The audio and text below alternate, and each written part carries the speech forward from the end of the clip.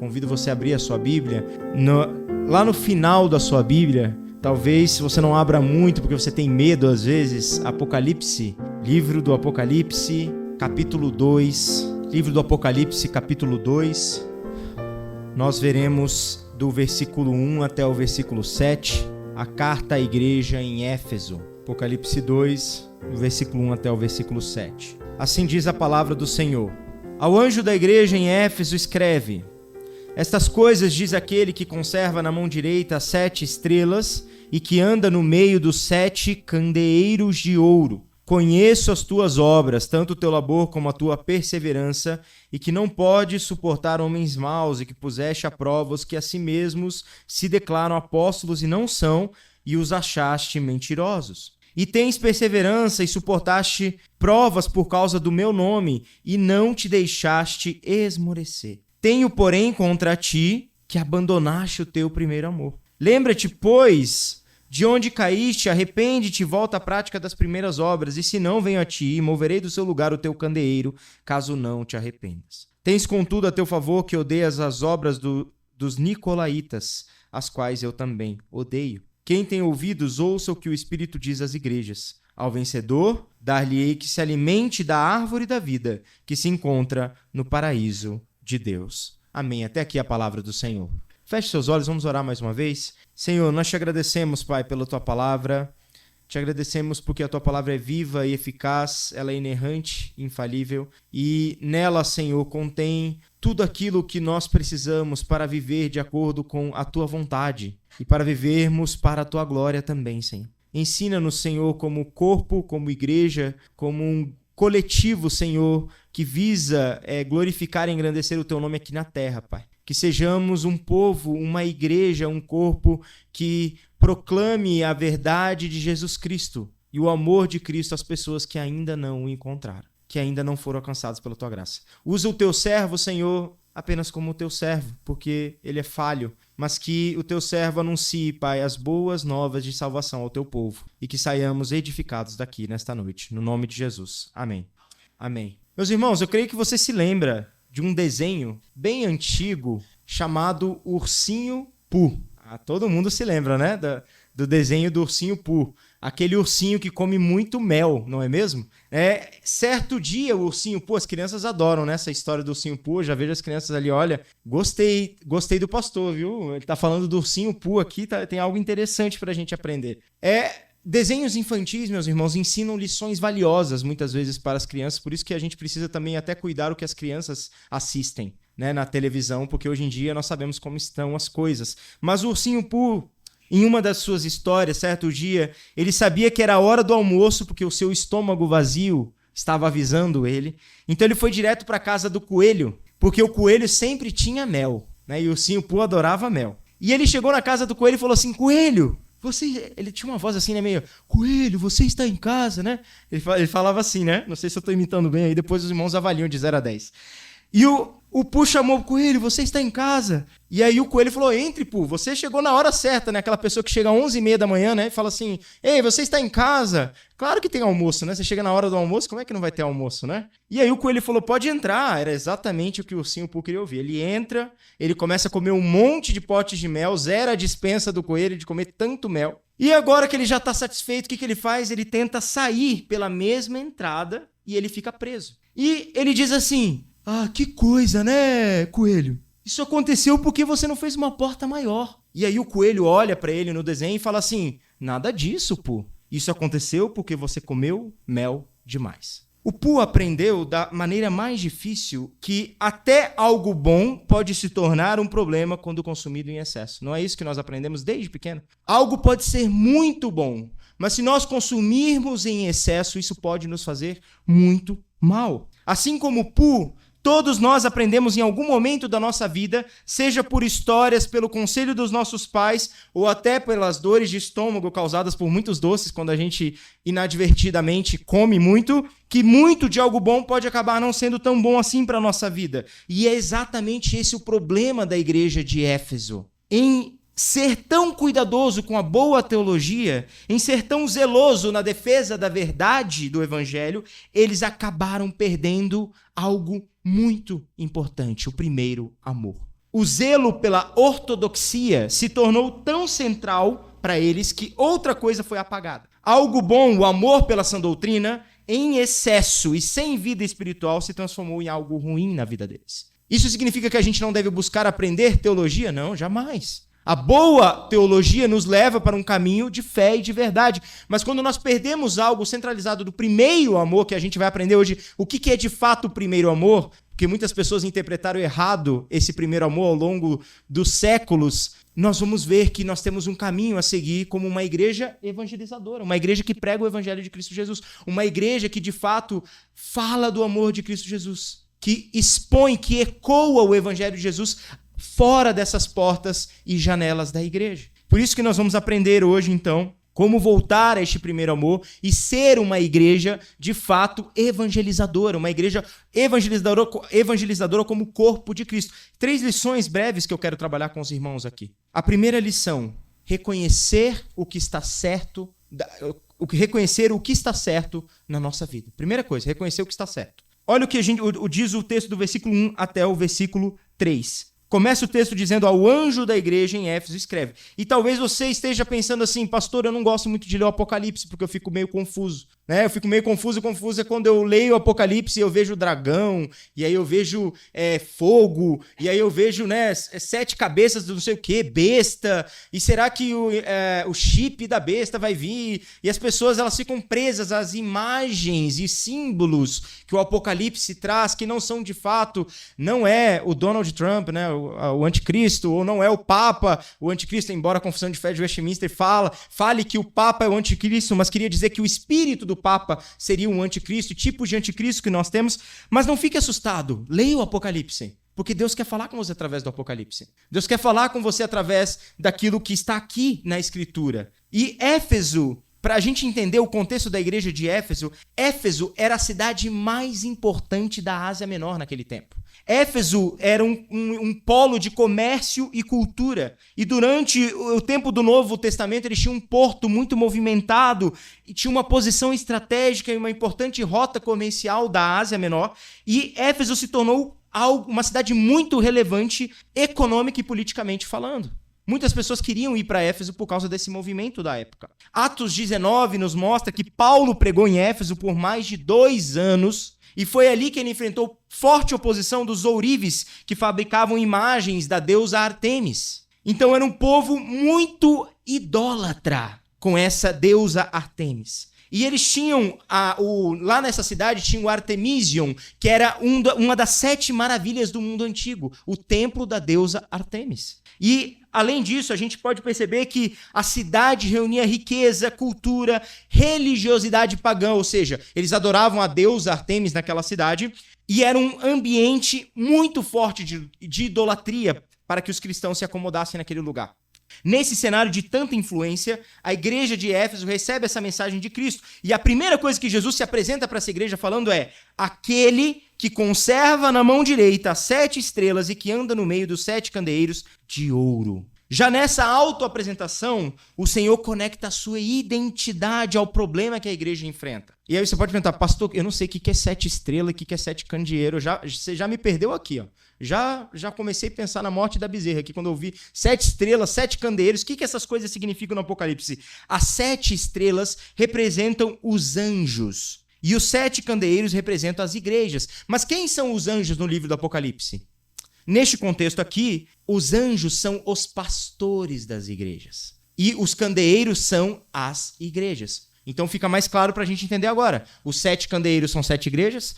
As 7 estrelas são os anjos que significam ser os pastores dessas igrejas. Então ao pastor da igreja de Éfeso, ao pastor da igreja Filadélfia, ao pastor da igreja Esmirna. E então nós percebemos aqui que Cristo tem os anjos em sua mão e ele caminha continuamente no meio da igreja. Isso quer dizer que Jesus Cristo está o quê? Presente, ativo, atento e profundamente ciente de como o seu povo está vivendo. Se Jesus anda no meio da igreja, ele conhece a igreja. Ele conhece os problemas que a igreja passa. Ele sabe das lutas que você passa. Ele sabe de tudo o que está ocorrendo aqui, por exemplo, nesses 15 anos de igreja memorial. Ele tem noção de tudo isso. E ele tem o pastor em suas mãos. Isso, inclusive, é uma grande exortação para os pastores. Nós estamos nas mãos de Cristo Jesus. como anjos da igreja. Cristo Jesus nos tem em suas mãos.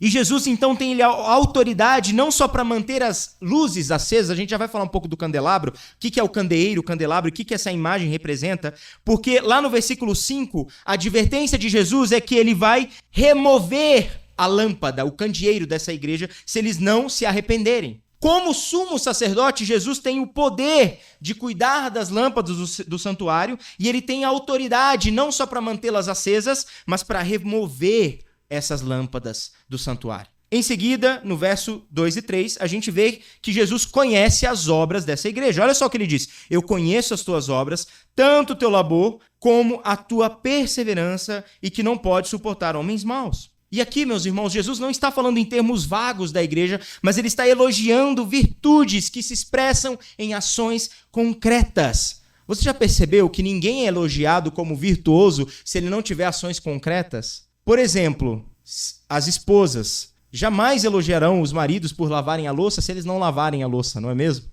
Falar assim, nossa, que louça limpa, meu esposo, meu marido, né, que você lavou. Ela só vai elogiar, olha como que você é virtuoso em me ajudar em casa. Virtudes só são destacadas quando ações concretas acontecem. Não existe alguém ser chamado de virtuoso, alguém ser chamado ter uma qualidade de alguma coisa, se ele não é visto fazendo aquela coisa. Não tem como alguém chegar para você e falar assim, minha irmã, meu irmão, como que você tem trabalhado, né, na obra do Senhor? Eu vejo que você se dedica o tempo todo. A virtude está atrelada à ação das pessoas no dia a dia. E é isso que o apóstolo João, é isso que Jesus, através da visão do apóstolo João, está falando. Ele diz assim, ele diz, conheço as tuas obras. E qual que é a evidência de Jesus conhecer as obras? Não pode suportar os maus. A gente vai ver que cada virtude do povo de Éfeso está vinculada a uma ação específica. A primeira é, ele conhece as obras, e a evidência disso é que eles não suportavam os homens maus. Segunda coisa, conheço o teu labor. E a prova disso é o quê? Qual que era esse labor da igreja de Éfeso? Puseste os que se dizem apóstolos à prova e os achaste mentirosos. E terceiro, conheço a tua perseverança. Qual que era a evidência da perseverança de Éfeso? Suportaste provas por causa do meu nome e não te deixaste esmorecer. Então você percebe que cada virtude de Éfeso está vinculada a uma ação específica que é enumerada por Jesus no texto. Então cada virtude da igreja de Éfeso se manifestava em atitudes práticas. A fé da igreja de Éfeso não era uma fé teórica, mas uma fidelidade que se torna visível no posicionamento diante do mal. Eu gosto de falar que a igreja de Éfeso poderia ser chamada Igreja Presbiteriana de Éfeso. Sabe por quê? Porque é uma igreja voltada para a doutrina. Usualmente, quando eu estou em outras igrejas e denominações, as pessoas sempre falam, né? Ah, você é pastor presbiteriano. Nossa, os pastores presbiterianos têm uma palavra boa, um foco na palavra, de expor a palavra, aquilo que está no texto. Nossa, eu amo as mensagens que eu ouço de tais pastores, né? Que são presbiterianos, porque o foco deles é falar da Escritura e da Bíblia. Glória a Deus por isso. Glória a Deus por isso. Porque, de fato, a igreja é elogiada por ser uma igreja ortodoxa. Jesus não está falando assim, ó, pega a doutrina de vocês que vocês tanto gostam e tanto amam e joguem fora e vão fazer a prática. Não, ele está falando, olha, reconheço o que está certo na igreja de vocês. Eu reconheço e eu elogio vocês por zelarem pela palavra de Deus, por zelarem pela doutrina. E aqui a gente aprende algo muito importante. Porque muitas vezes nós, como presbiterianos, achamos que essa parte tão importante de nós... Fala assim, não, mas é que a gente é muito voltado para a doutrina, pastor. A gente só doutrina, teologia, predestinação, tudo. Só fala de doutrina, só fala de doutrina. Isso é importante, meus irmãos. Isso é importante, falarmos da doutrina e preservarmos a doutrina. E as boas obras, eu quero falar com os irmãos que as boas obras, nossas boas obras, começam pela intolerância ao mal. A gente vive numa sociedade que fala tanto de tolerância às coisas, né? Você precisa ser tolerante a tudo, mas... As nossas boas obras começam pela intolerância àquilo que é mal, àquilo que é ruim. O labor desse povo consistia em discernir e resistir a falsos mestres. A perseverança se revelava no testemunho corajoso em meio às provações. Intolerância ao pecado. A primeira boa obra de Adão, qual que deveria ter sido a primeira boa obra de Adão?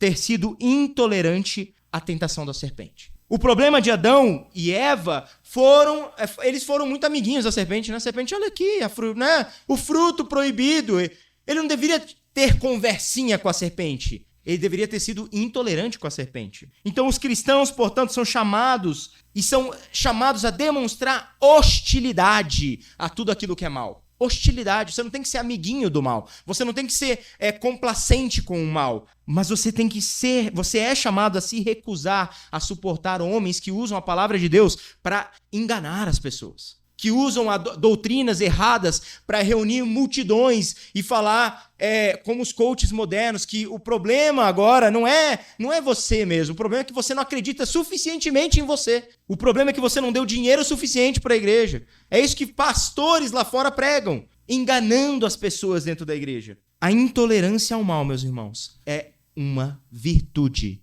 A intolerância ao mal é uma virtude. Esses falsos profetas, meus irmãos, dessa época, eles são citados no versículo 6. Olha o versículo 6. Tens, contudo, a teu favor que odeias as obras dos nicolaítas, as quais eu odeio também. O que Jesus fala? Que ele odeia as obras dos nicolaítas. Jesus não fala assim, olha, os nicolaítas, eles pregam heresia, né? Eles pregam heresias. Mas assim, você pode ser amigo deles, não tem problema. Eles pregam umas heresiazinhas aí, mas não tem problema, pode ser amigo dele. Não, ele fala, eu odeio as obras dos nicolaítas. Isso significa que a gente não deve se envolver com pessoas que proclamam falsas doutrinas. A gente não tem que ter envolvimento ou amizade com pessoas que propagam falsas doutrinas. Eu não estou falando para você ter ódio pelas pessoas, né, que estão em seitas, em igrejas que não são verdadeiras. Na verdade, para essas pessoas você deve demonstrar o amor de Cristo para elas e pregar o evangelho para essas pessoas que estão dentro das seitas.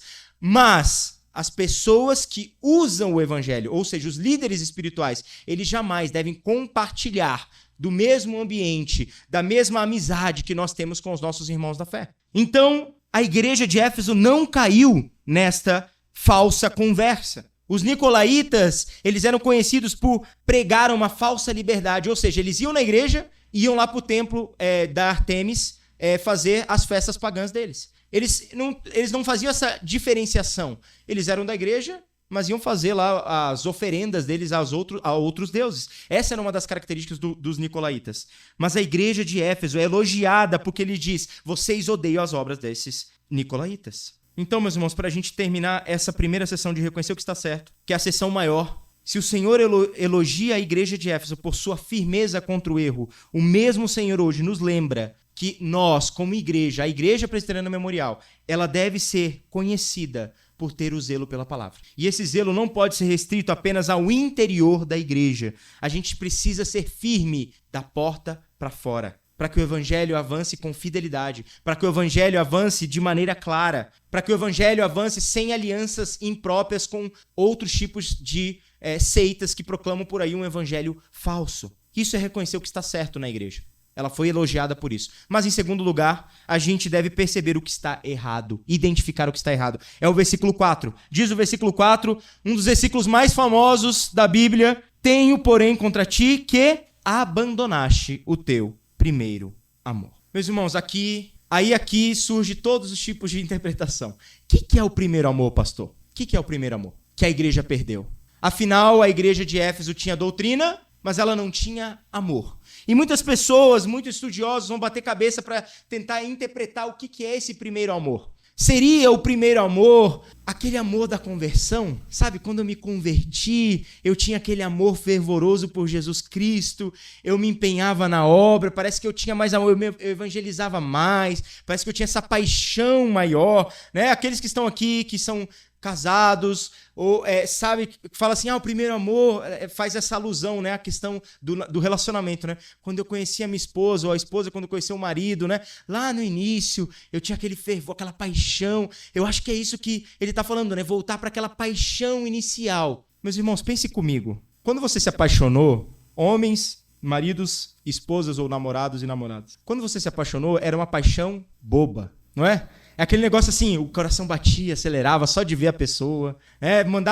Talvez você não mandava WhatsApp, não mandava cartinha, né? E mandava cartinha, acelerava o coração. Ai, será que ele viu a cartinha? Ai, não sei o quê, não sei o quê. Aquele negócio que não tinha substância. Era baseado exatamente em sentimento. Só que hoje, se eu perguntar para cada marido e cada mulher, cada marido e cada esposa, você ama mais hoje o seu marido do que você amava desde que você casou? E esposos, você ama mais a sua esposa mais hoje do que você amava lá no início? Tem resposta certa, viu? Se os maridos errarem, vocês vão dormir fora da cama hoje. Claro que vocês amam muito mais hoje, porque vocês passaram por muita coisa juntos. O amor de vocês é substancialmente maior hoje do que era há 10, 15, 20 anos atrás pela pessoa que você se relaciona. Por quê? Porque você passou tanta coisa com essa pessoa. Vocês já passaram tantas coisas juntos que vocês se amam muito mais hoje. Então, voltar a esse primeiro amor, nesse sentido, seria uma regressão. Seria voltar a um amor que não tinha tanta substância. Um amor baseado em paixão. E não é assim com Deus também? Se eu falasse que o primeiro amor fosse, de fato, a gente voltar ao amor da nossa conversão, seria um amor o quê? Um amor meio tolo. Porque lá no começo da sua conversão, quando você fez profissão de fé, talvez, ou quando você foi batizado, eu não sei a sua história, você se lembra, nossa, lá naquele início eu não entendia muito de Deus. Lá naquele início eu não tinha estudado as doutrinas, lá naquele início eu não tinha tido tanta experiência com Deus, eu não tinha visto Deus fazer tanta coisa na minha vida. Agora hoje, você já tem uma caminhada com Deus. E quando acontece algo ruim, como o próprio pastor falou no início, né? O pastor Agemiro falou, olha, essa semana eu provei do amor de Deus mais ainda, né? Ao experimentar essa situação que ele compartilhou com os irmãos. Quem sabe se fosse anos antes, ele não sofreria muito mais, porque ele não teria tanta confiança que Deus estaria ao seu lado. Então, precisou tudo isso para os irmãos entenderem que primeiro amor não é voltar àquele amor ilusório da conversão. Aquele amor que acendeu uma chama em você. E às vezes tem muitas canções que fizeram com que a gente acreditasse que o primeiro amor é voltar àquele amor dos meus 18 anos, dos meus 20 anos, que parece que eu amava mais a Jesus. Não, isso não é voltar ao primeiro amor. O que seria então o primeiro amor se a gente gastou todo esse tempo para ver o que não é o primeiro amor? O primeiro amor, meus irmãos, aqui é testemunhar a Cristo Jesus. E aí faz total sentido com o que o texto está nos mostrando e com o problema da igreja de Éfeso. Por que essa igreja está com um problema se ela tem uma doutrina tão boa? Se ela ama tanto a Deus que ela estuda a palavra o tempo todo? Por que eles perderam esse primeiro amor? Porque eles perderam o testemunho. Eles pararam de falar desse amor para as pessoas lá fora. Eles estavam tão preocupados em manter a doutrina dentro da igreja fiel que eles mantiveram a doutrina somente aqui. Eles não levaram essa doutrina para fora da porta da igreja. É isso que Jesus está falando aqui para eles. A prova disso está no modo... Como que a gente pode provar isso no texto? Como o Senhor se apresenta àquela comunidade. Ele se apresenta que é aquele que anda no meio dos candeeiros. Candeeiros. O candeeiro, meus irmãos, qual que é a imagem do candeeiro? Do candelabro, da luz que ilumina os lugares. E o propósito do candeeiro de uma luz é iluminar, é brilhar nas trevas. E talvez, às vezes, essa ilustração não faz tanto sentido para você que vive no século XXI, que tem energia 24 horas por dia. Agora, acaba a energia na tua casa para você ver o negócio. Fica 2 horas, você já fica como? Desesperado, não é mesmo? Fala assim, meu Deus, a carne que está no freezer... a carne do mês, e se comece... Só passou 1 hora, né? 2 horas ali, você já tá assim, ai, se não voltar essa luz, que aí vai descongelar tudo, e aí eu vou perder todas as comidas, e aí, meu Deus do céu, e não volta, e você já começa a ficar agoniado, ai, meu celular tá com 5%, não tem onde carregar, misericórdia, o que vai acontecer? Aquelas pessoas daquela época não tinham sequer luz, então imagine como que a metáfora do candeeiro aqui é forte. Quem acende um candeeiro para escondê-lo debaixo da cama? Se você ficar sem luz, for à noite, você não vai acender uma vela e vai levar debaixo da cama, não é mesmo? Você vai colocar no meio da sala para tentar iluminar o ambiente. E é isso que Jesus estava tentando alertar para essas pessoas. Levar a luz de Cristo para fora da igreja é iluminar as trevas lá fora. É iluminar um mundo caído. A igreja, então, da mesma forma, a igreja de Éfeso, embora fosse sólida na doutrina, perseverante na fé, havia falhado em testemunhar a Cristo de forma viva e ardente diante do mundo. Eles não perderam os sentimentos ou as emoções, mas eles deixaram de cumprir a sua missão como luz para as nações. Como luz para o bairro, para a cidade. Quando a gente vai lá para Lucas 8,16, então, que Jesus diz, ninguém depois de acender uma candeia, eu parafraseei o texto aqui, a cobre com um vaso ou a põe debaixo da cama, pelo contrário, coloca sobre um candeeiro, a fim de que os que entram vejam a luz. A igreja de Éfeso não havia apagado a chama da ortodoxia, mas escondido essa chama dentro de si mesmo. O que eles fizeram? Pega a luz da ortodoxia, fecha a porta, meus irmãos, fecha as janelas, fala baixinho aqui dentro. Ninguém pode saber, vamos nos proteger do mundo lá fora. Mas essa luz só pode ficar aqui dentro, essa luz não pode ir para fora. Terminou o culto, fechou, né? Acabou o culto de domingo? Vamos para casa viver a nossa vida. E domingo que vem a gente volta. E essa luz apagava. Só acendia quando a gente abre a porta da igreja, entra, acende, fecha tudo. Fazemos o nosso culto, voltamos para a nossa vida como se nada tivesse acontecido. Ou como se nada mudasse na nossa existência e na nossa realidade. Meus irmãos, abandonar o primeiro amor é transformar-se em uma igreja que preserva a chama da ortodoxia apenas para si mesma, esquecendo-se de iluminar as trevas com a luz do Evangelho de Cristo Jesus. A gente foi chamado para ser luz. Em 15 anos, eu não conheço essa igreja, não conheço a história da igreja, não conheço absolutamente nada da igreja. Mas o que Deus tem falado aqui nesta noite para os irmãos é que esta luz não pode se apagar. A luz dessa igreja não pode se apagar. Ela deve continuar para iluminar onde ela estiver. E eu não digo de templo, mas eu digo de pessoas, do corpo de Cristo Jesus. Se você está aqui, você faz parte dessa igreja, você foi chamado para iluminar, para ser o bom perfume de Cristo lá fora, para testemunhar de Jesus Cristo, para não abandonar o primeiro amor, que é falar de Cristo para as pessoas, que é iluminar e falar do amor de Jesus para as outras pessoas que estão aqui, que estão perdidas. Nós vivemos uma cidade com milhões e milhões de habitantes, em que muitas pessoas ainda não foram alcançadas pelo Evangelho. E elas estão à espera da luz. Essa luz não pode ser jogada debaixo da cama para ser apagada. Ou para ser preservada somente para aqueles que estão aqui dentro. Ela deve ser espalhada para fora. Por último, para a gente concluir, reconhecer o que está certo, identificar o que está errado, atender ao chamado de restauração. Atenda então ao chamado de restauração que está no versículo 5 e versículo 7. Olha só o que diz o texto. O versículo 6 a gente já tratou na primeira parte, que os nicolaítas estavam vinculados às obras que Jesus elogia. Então o versículo 5 e 7 diz o seguinte: lembra-te, pois, de onde caíste, arrepende-te e volta à prática das primeiras obras. E se não, venho a ti e moverei do seu lugar o teu candeeiro, caso não te arrependas. Depois que Jesus mostra o problema da igreja, ele não deixa essa igreja sem saída. Ele não fala, olha, aqui está o problema. Você tem um chamado de restauração. E ele diz, lembra-te, pois, de onde caíste. Onde que está o caminho de volta? O caminho de volta está em 3 imperativos aqui no texto. Quais são esses imperativos? Primeiro, lembrar. Segundo, arrepender-se. Terceiro, voltar. E você viu que a voltar é voltar à prática das primeiras obras, que está vinculado ao primeiro amor. As primeiras obras eram porque quando essa igreja começou, a igreja de Éfeso era uma igreja evangelizadora. Era uma igreja que testemunhava Cristo na cidade e no seu entorno. Só que quando ela foi parando de fazer a prática das primeiras obras de evangelização, o que aconteceu? Ela foi abandonando o seu primeiro amor. Mas vamos focar aqui nos 3 imperativos. Lembrar. O que significa lembrar? Significa olhar para trás e perceber que em algum momento da nossa vida a chama missionária foi sendo abandonada. Meus irmãos, lembrar não é só...